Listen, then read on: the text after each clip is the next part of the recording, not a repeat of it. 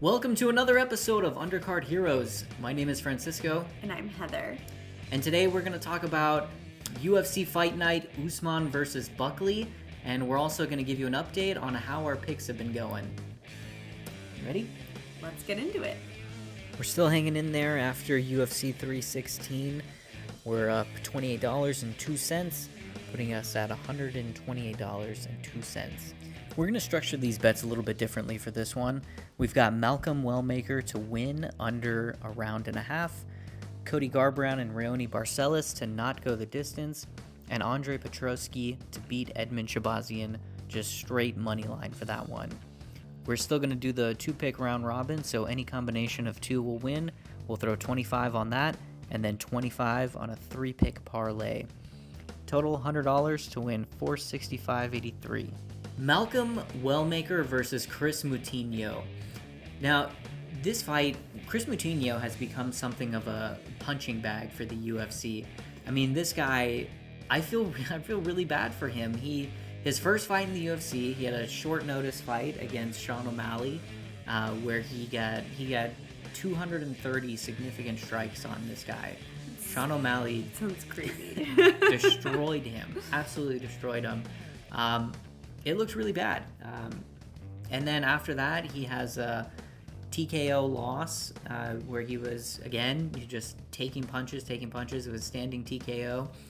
And then he left the UFC and he was on a regional scene. He had 5-fight win streak after that, but now he's coming back into the UFC and fighting Malcolm Wellmaker, who is on two-fight win streak here in the UFC, both first-round KOs.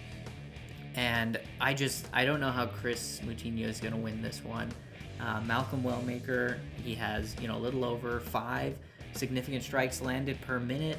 He's got 60% striking accuracy. Kris Moutinho, to his credit, he has a little over 4 significant strikes landed per minute. He's very pressure heavy, really likes to come forward. But his striking defense only 28%. So he is such an easy target. I mean, he doesn't move his head. In some of his more recent fights that I watched on the regional scene, he kind of backs up a lot. I just think that his defensively, he's just not there. He's not at the level of Malcolm Wellmaker, and he's gonna get pieced up on the feet. And I think that Wellmaker gets a KO finish here in under a round and a half. Dang. Poor Moutinho, that sounds like he's going to have kind of a scary night, so we'll see what happens. He's tough. I mean, he's a dog. He's going to go forward. He's going to pressure, but ultimately I think that Wellmaker's counter-striking is just going to be too much for him. He's the obvious favorite in this one, but if you go under 1.5 rounds, you get a little better odds. Okay, good tip. Next fight I want to talk about, Cody Garbrandt versus Raoni Barcelos. Cody Garbrandt, he is ex-UFC champion. He's one of my favorite fighters. He had a tough couple knockout losses there for a minute, and then he bounced back, but most recently lost to Davison Figueiredo at UFC 300. In his last 10 fights, he's had five knockouts. He's lost 5 times by knockout. And 7 of his fights haven't gone the distance. Wow. Barcelos, on the other hand, fantastic overall fighter, averages over 5 significant strikes per minute, and he lands just almost 2.5 takedowns per 15 minutes. So great Muay Thai, great Brazilian Jiu-Jitsu, and I think it's just going to be, he just has too many different ways that he can beat Cody Garbrandt. I think that he ultimately gets the win here.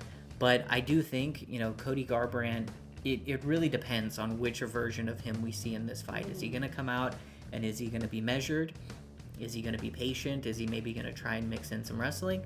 Or are we going to see, Berserker Garbrandt, where he goes out and he just kind of throws out the game plan and tries to get a knockout? Either way, I do not think that this fight goes the distance. Either Garbrandt's going to win by an early KO, or Barcelos is going to get some kind of submission, maybe late KO. So for this one, I'd go with this fight to end within the distance. So this fight, no matter who wins, it's not going the distance. Interesting. Yeah, it seems like Raoni has a lot of different like tools in his tool belt that he could pull from too. So it could be like a really interesting fight. We don't exactly know what to expect on this one, so it'll be fun to see. Last fight I want to talk about, Edmen Shahbazyan versus Andre Petroski. Now, I have spent way too long believing in Edmen Shahbazyan to win. So I'm going with Andre Petroski to win this one. Edmen Shahbazyan, he initially started off really well in the UFC, had a great string of wins, and then he had 3 back-to-back losses that were pretty bad, and then he put together some wins, but has pretty much been just inconsistent in the UFC. He's got great striking. He averages, little over 3.5 significant strikes per minute.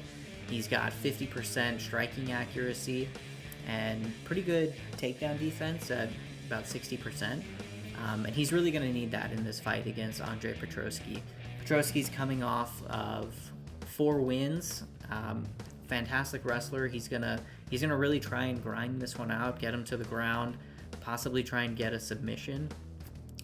We saw Edmen Shahbazyan lose by submission to GM3, who Petroski beat by decision recently. So I'm going to go ahead and just go moneyline Petroski to win this one. I think the odds are pretty good there. Petroski, like I said, on a 4-fight win streak. Edmen Shahbazyan is just really inconsistent. I mean, he may be able to put something together striking.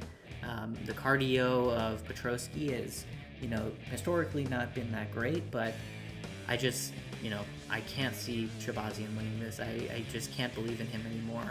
I've got to go with Petroski to continue the winning streak. Sounds like that makes sense to me. That's what I'll be looking for. Thanks again for watching Undercard Heroes. So what do you think about Francisco's picks? Do you agree with them? Is there anything we missed? Let us know in the comments, and don't forget to like and subscribe. Thanks, everyone.